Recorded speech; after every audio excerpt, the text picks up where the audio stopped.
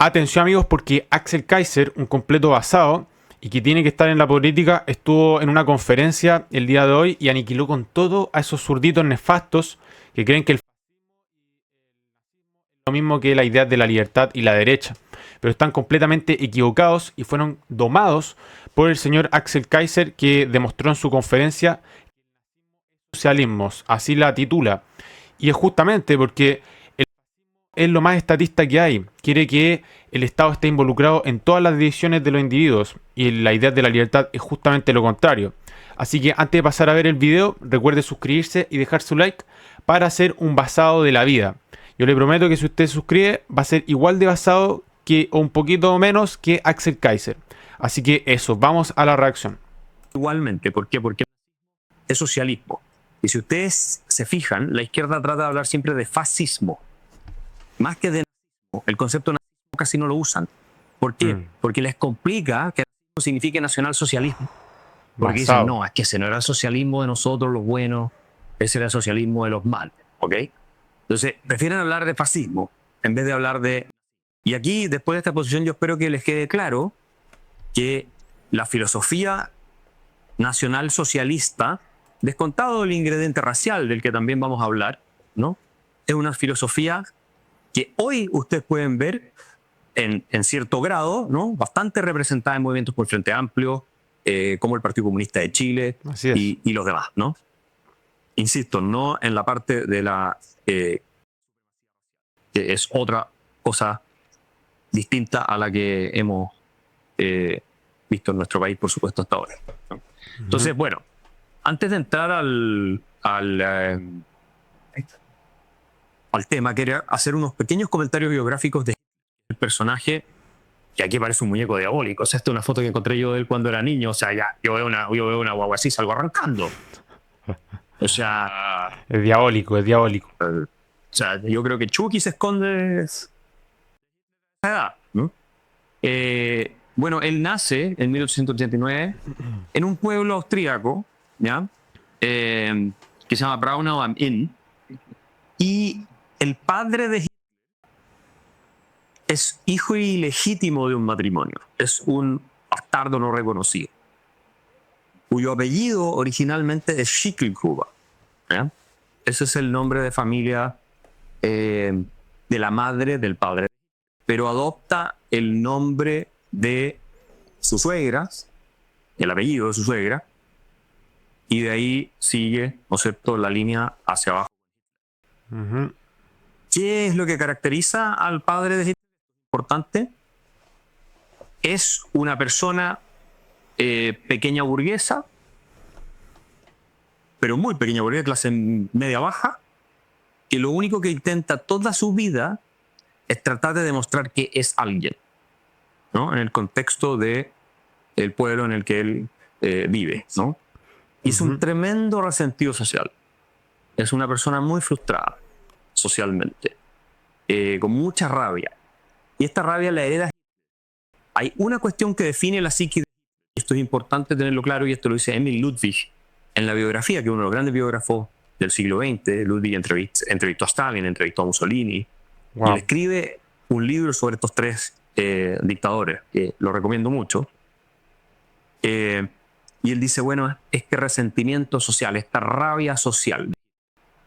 Hitler es una persona que muestra cierta rebeldía e incapacidad de encajar desde el principio, y él no termina el colegio.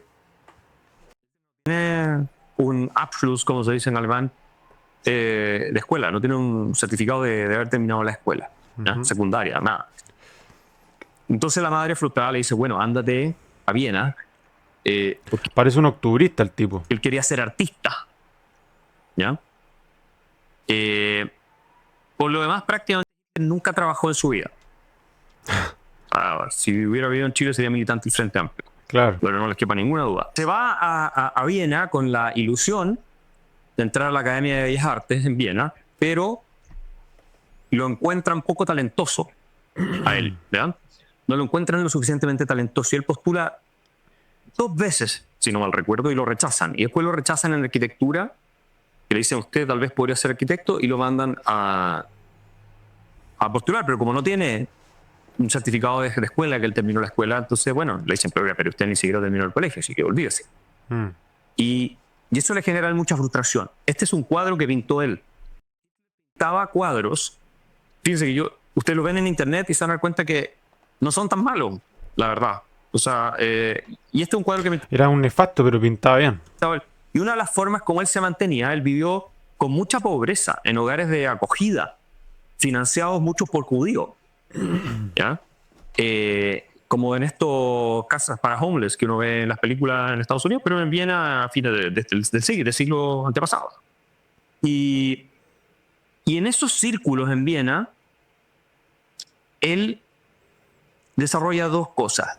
Se expone a discursos fuertemente antisemitas, ¿ya? Que están de moda en esa época, y eso empieza a él a influirlo fuertemente y empieza a desarrollar un poco un resentimiento con los judíos que lo mantienen directamente a través de estas fundaciones, a través de estos hogares de acogida para gente pobre que está en las calles, ¿no? Y además convive con judíos pobres que están en estos hogares de acogida y que son personas que llegan como verdaderos vagos, que llegan, digamos, sucios, malolientes y qué sé yo, y entonces él empieza a extraer una conclusión general de que todos los judíos son así, a partir de ese tipo de experiencia. Y lo otro que desarrolla es lo explica Emil Ludwig, es un fuerte sentimiento antiburgués. Un resentido con la nobleza, con los condes, con los duques, que los ve muy lejos, no es su punto de referencia, sino que los burgueses que tienen plata, ¿ya? Esa burguesía, comerciante, en fin, en la que él ve, ¿no es cierto?, mucha injusticia y la raya porque en el fondo él quiere ser como ellos. O sea, es un envidioso. Eso es lo que es.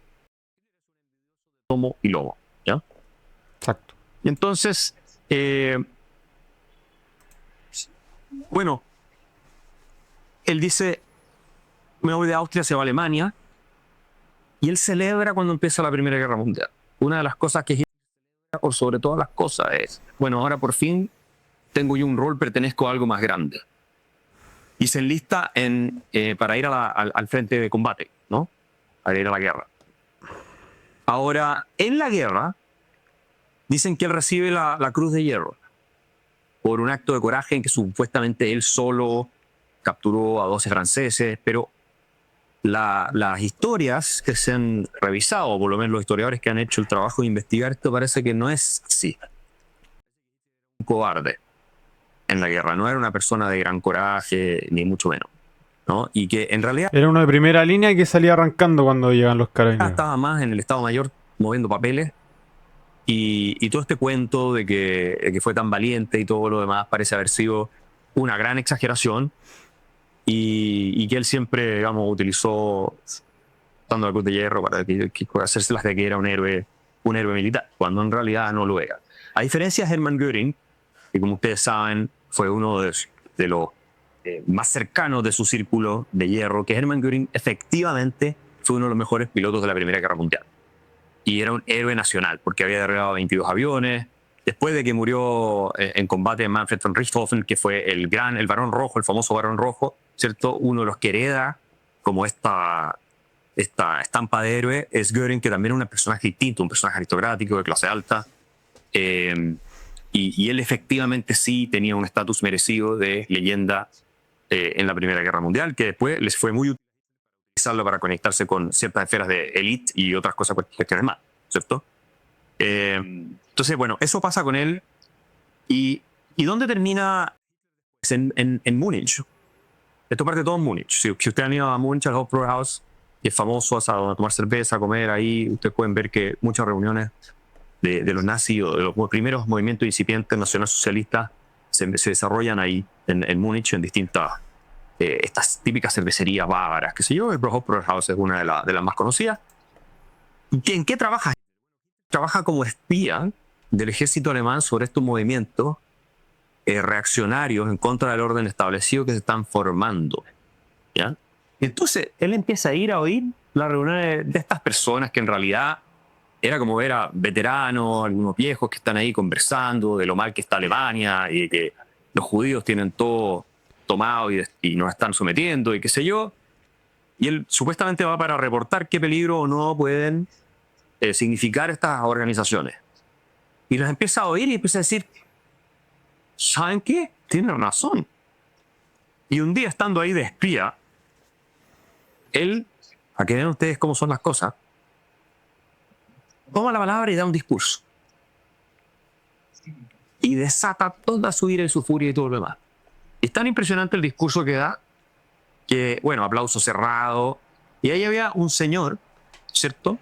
Que es uno Era parecido al merluzo. de los fundadores del... porque hay un partido que es anterior al Partido Nacional Socialista Obrero Alemán. Es el Partido Obrero Alemán. ¿Ah? El Deutsche Arbeiterpartei, que es este. Este era el logo. Y que era el Partido de los Trabajadores de Alemania. Supercapitalista, ¿no? Partido de los Trabajadores de Alemania, ¿no? Esto es... Poco después estamos Claro. hablando de la Revolución Rusa. O sea, esto es más o menos la misma época. Y que ese partido fundado por un obrero, un cerrajero, de allá de Bavaria, Anton Drexler, y un periodista que se llama Karl Harrer, entre otros más.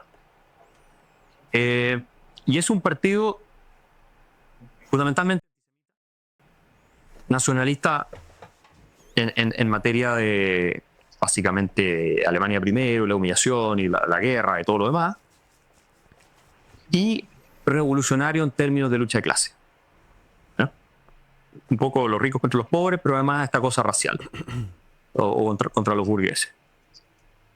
Y aquí esto es un factor muy importante.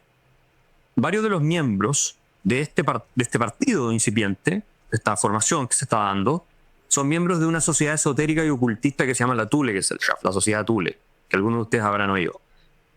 Yo no he estudiado la historia de las sociedades ocultistas, pero si hay una que tuvo influencia, probablemente la que más influencia ha tenido en la humanidad ha sido esta, ¿no? ¿Y qué es lo que pensaban en la Thule Gesellschaft? Que ustedes pueden ver que de ahí viene la suástica, no la inventó. Esto lo toman, es un símbolo muy antiguo que se encuentra en culturas en la India, en otros lados, milenarios, y ellos lo toman porque la tesis de esta sociedad esotérica es que existe, que es la de los arios y que los alemanes son los descendientes, ¿cierto? Esa es la tesis de esta sociedad, de este grupo, y que hay una especie de choque de civilización con otros grupos, especialmente los en corromper y destruir la raza aria y la raza germana, y una de las formas de corromperlas mezclándose con otras razas, ¿no? Y un poco diluyendo la pureza de la sangre. Y tienen todo tipo de locuras en ese sentido, ¿no? Y que lo que se trata es de recuperar la pureza racial y el suelo alemán. Blut und Boden. Eso es lo que se trata esta cuestión esotérica, ¿ya? Uno de los principales integrantes de la sociedad Thule es un poeta alemán que se llama Dietrich Eckart. Y este tipo resulta ser muy, muy relevante porque él escribe y dice, antes de que aparezca, que Alemania necesita un Mesías. O sea, ¿quién va a restaurar la gloria y nos va a llevar al universo al reino de los 1000 años, que es el típico milenarismo escatológico, que ustedes pueden ver también en esta cosa en el libro de la Biblia, las revelaciones. Entonces, ¿quién nos va a salvar y nos va a traer ser paraíso sobre la tierra, básicamente? Una cosa así. Cuando él lo este es. Y sin Eckart, este nunca habría llegado a donde llegó. Lo toma, ve el potencial en esta persona y dice, este es el que va a generar el cambio. Y lo agarra y lo empieza a pulir, lo empieza a trabajar, porque es una persona, es lo que llama un picante, ¿no? O sea, una persona que no sabía comer, era una persona, un desastre, ¿no? Muy, muy burdo, de modales muy toscos. Entonces, cuando Eckart lo empieza a presentar un poco más en sociedad, quedaba mal parado. Entonces, Eckart lo empieza a pulir y lo empieza a ayudar con las cosas que escribe. Eckart tenía un diario también en el cual publicaba artículos, ¿no? Estamos hablando de que todavía esto es un grupo pequeño de gente, ¿ah? Aquí todavía no ha saltado todo el proceso del crecimiento del nacionalsocialismo. Y Eckart tiene claro una cosa, él tiene clara, para él, ¿no es cierto?, en toda esta enfermedad delirante mitológica, este conflicto civilizatorio racial que va a terminar llevando probablemente al exterminio de los... Entonces los perdedores son los otros, son los germanos y los arios, ¿ya? Entonces él dice, de hecho, sí, mira, tal vez seamos inhumanos. Es profético en realidad lo que él dice ahí, en uno de sus poemas, porque él señala, efectivamente, tal vez sea atroz lo que tengamos que hacer, pero si consiste en, o lleva a la salvación de la... termina siendo moral. ¿Ya? Profético. Él no vivió para ver todo lo que pasó después, que murió antes, pero este es un personaje muy, muy importante. O sea, el romanticismo, esta idea de poner los sentimientos por sobre la razón, juega un rol esencial en el auge del nacionalsocialismo Así alemán. es. Qué basado, igual que ocurre acá en la izquierda. Estas pulsiones revolucionarias y de la creación del paraíso sobre la tierra, este utopismo, etcétera. Bueno, amigos, ahí teníamos a Axel Kaiser, un completo basado, que sin lugar a dudas tiene que estar en la política porque es un basado, un crack. Así que para toda esa gente que cree, sobre todo los zurditos, que creen que el fascismo es lo mismo que la derecha, que la idea de la libertad, bueno, están equivocados y se fueron domados por Kaiser. No por Johannes ahora, sino por Axel. Se han ido domados por todo el espectro de la idea de la libertad. Así que, bueno, se fueron completamente domados y es así. El señor, el del nacionalsocialismo y el del fascismo, tiene más que ver con los octubristas, tiene más que ver con la nefastos que, bueno, hicieron lo que hicieron en el 2019. Con el gobierno también puede ser. Ellos son mucho más nacionalsocialistas que Kaiser, así que completamente se fueron domados. Así que eso, amigos, recuerden suscribirse y dejar su like para hacer unos completos basados de la vida. Yo les garantizo que si usted se suscribe va a comenzar a ver la luz. Así que eso, amigos, gracias por ver el vídeo.